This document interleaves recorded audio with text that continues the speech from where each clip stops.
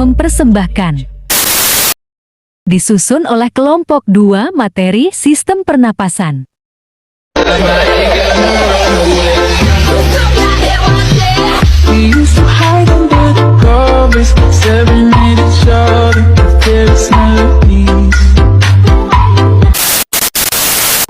Assalamualaikum warahmatullahi wabarakatuh. Perkenalkan, kami dari kelompok 2 akan mempresentasikan hasil proses kelompok kami dengan materi sistem pernapasan pada manusia yang beranggotakan saya, Rifaldi Putra dengan NIM 21280134. Saya Setiawan dengan NIM 21280148. Saya Novita Fitri dengan NIM 21218018. Saya Feby Jayati dengan NIM 2121800142. Selamat menyaksikan. Pada kesempatan kali ini, kelompok 2 akan membahas mengenai materi sistem pernafasan. Sistem pernafasan sendiri atau pernafasan sendiri disebut juga sebagai respirasi. Respirasi ataupun pernafasan adalah sebuah proses pengambilan oksigen dan pelepasan karbon dioksida serta penggunaan energi yang ada di dalam tubuh.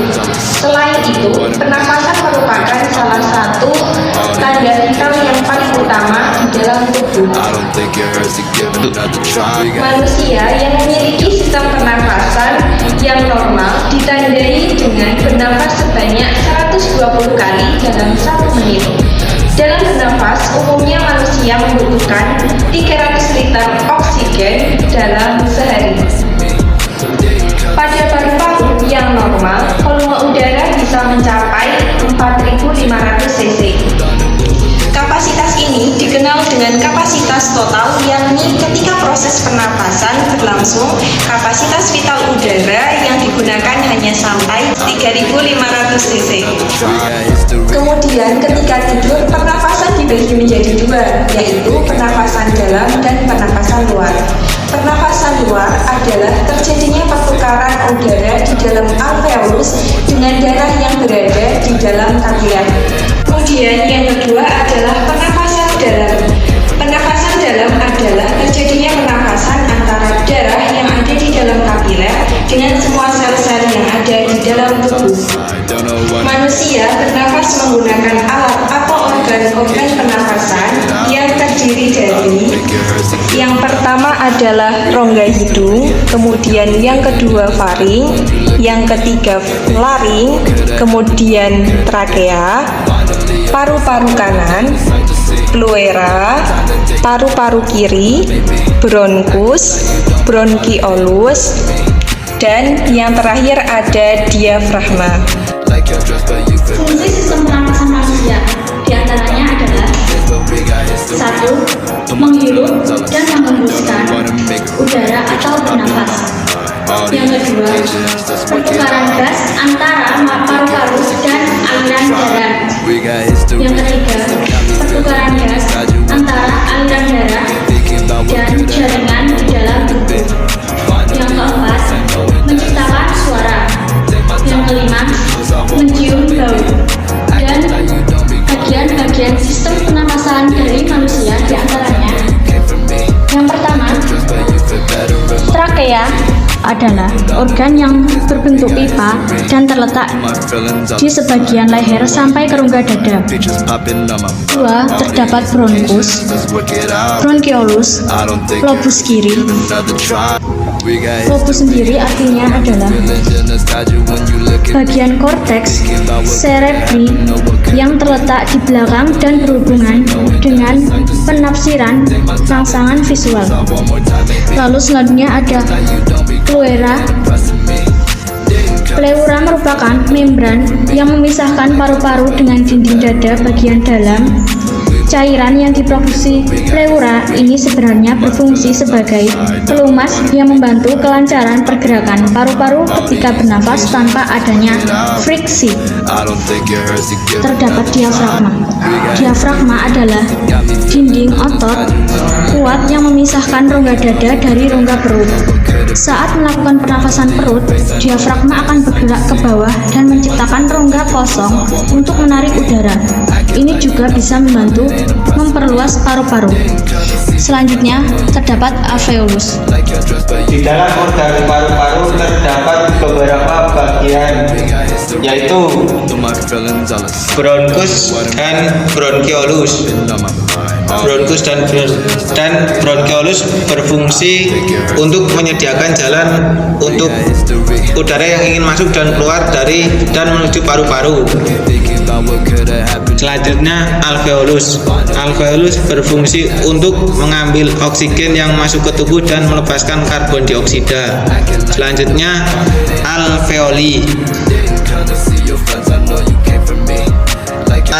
Alveoli berfungsi untuk tempat pertukaran gas, oksigen dan karbon dioksida. Selanjutnya pembuluh darah kapiler. Ya, sekarang selanjutnya pertukaran gas dalam alveolus. Di sini kita bisa lihat kapiler berjalan masuk menuju paru-paru dan bergerak keluar dari paru-paru.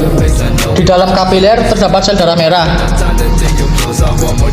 Pertukaran oksigen dan karbon dioksida dari alveolus ke kapiler terjadi secara difusi.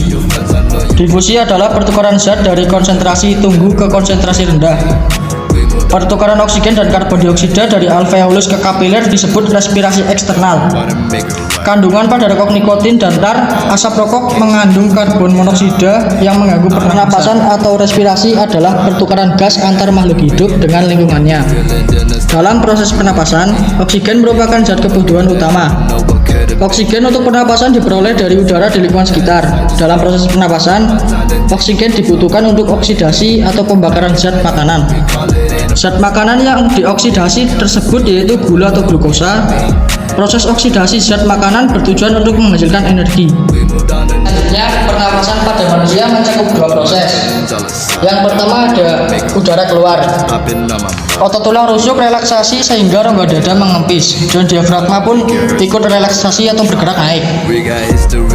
Proses tersebut dinamakan mekanisme ekspirasi. Pernapasan eksternal adalah pernapasan di mana pertukaran oksigen dan karbon dioksida yang terjadi antara udara dalam gelembung paru-paru atau alveolus dengan darah dalam kapiler atau pembuluh darah. 2. Udara masuk. Pada saat udara masuk, otot tulang rusuk kontraksi sehingga rongga dada mengembang dan diafragma pun kontraksi atau bergerak turun yang disebut dengan mekanisme inspirasi. Pernafasan internal adalah pernapasan di mana pertukaran oksigen dan karbon dioksida antara darah dalam kapiler atau pembuluh darah dengan sel-sel jaringan tubuh.